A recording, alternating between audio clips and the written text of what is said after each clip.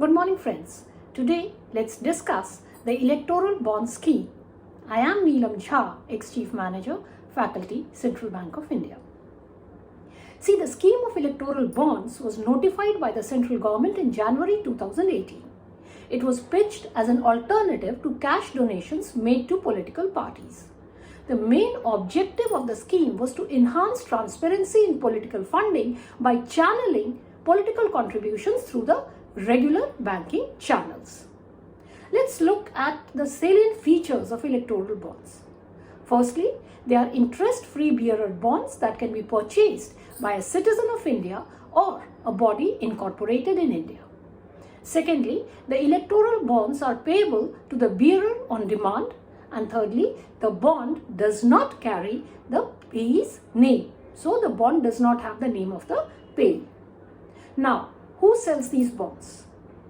These bonds are sold by the authorized branches of the State Bank of India in multiples of rupees 1,000, 10,000, 1 lakh, 10 lakh and 1 crore rupees. Further, there is no cap on the number of electoral bonds that a person or company can purchase. Now coming to the purchase of electoral bonds. The purchaser is allowed to buy electoral bond or bonds, as the case may be, only on due fulfillment of all the extant KYC norms, that is the Know Your Customer norms, and by making payment from a bank account. These bonds, they have a life of only 15 calendar days from the date of issue. So, an electoral bond issued on 1st of October this year will be valid up to 15th of October 2023.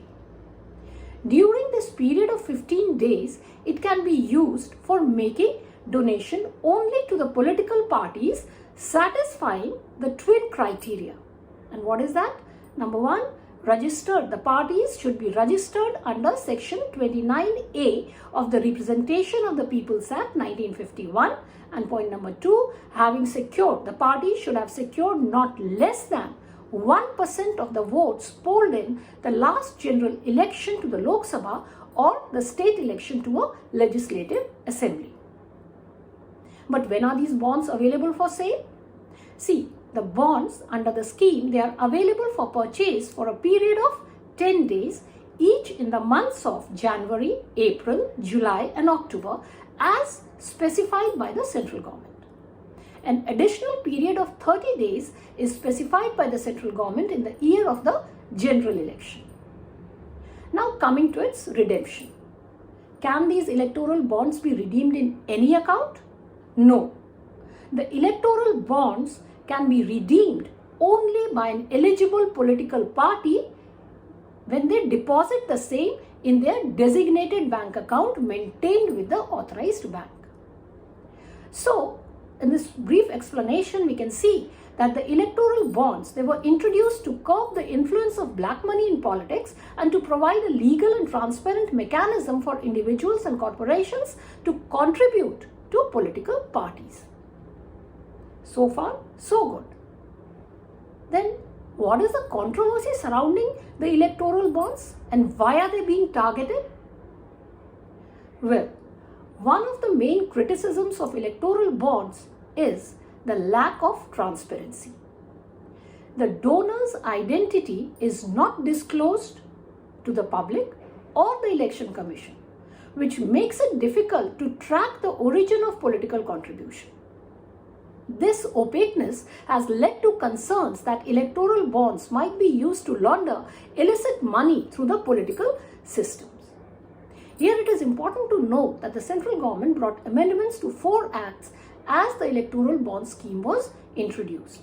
And these acts were Representation of the People's Act 1951, the Companies Act 2013, the Income Tax Act 1961 and the Foreign Contribution Regulation Act, that is FCRA 2010. Now let's look at the implication of these amendments. Earlier, no corporate company was allowed to make donations to political parties amounting to more than 7.5% of their total profit or 10% of revenue. But Both these requirements were done away with the amendment in the Companies Act 2013, meaning thereby that even a loss-making company or a company that does no business, maybe a pure shell company, could also donate. Now coming to the amendments to FCRA 2010. It redefined the concept of a foreign source and allowed foreign companies to donate to Indian political parties through their subsidiaries registered in India. Prior to this amendment, foreign companies were strictly prohibited from contributing to political parties under both the FCRA and the Foreign Exchange Management Act, that is FEMA 1999.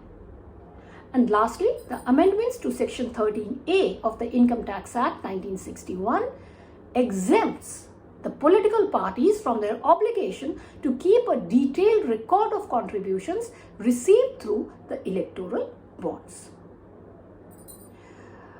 There are questions being raised over the electoral bond scheme's confidentiality clause that prevents the common man or even the shareholders of a donor company from accessing the details of the contribution to political parties. So, the political parties know who have donated to them. Donors, they know of course, as they are paying for it.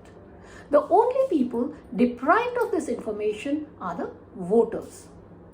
So, it boils down to the voters' right to information vis-a-vis the right to confidentiality of the donors. The concerns about the transparency and accountability in political funding has to be adequately addressed as the scheme falls short of its objective to cleanse the political funding. There has to be a continuous monitoring of the electoral bond scheme through periodic reviews and public engagement to address the emerging concerns, particularly the issue of opacity. See, the electoral bonds in physical form may change hands before reaching the political party with no trail of transactions, and in the process, anonymity is also provided to several others in the chain of transfer of electoral bonds. Maybe the time has come to implement the idea of the electoral bonds in demat form instead of its current physical form. That's all for today. Thank you.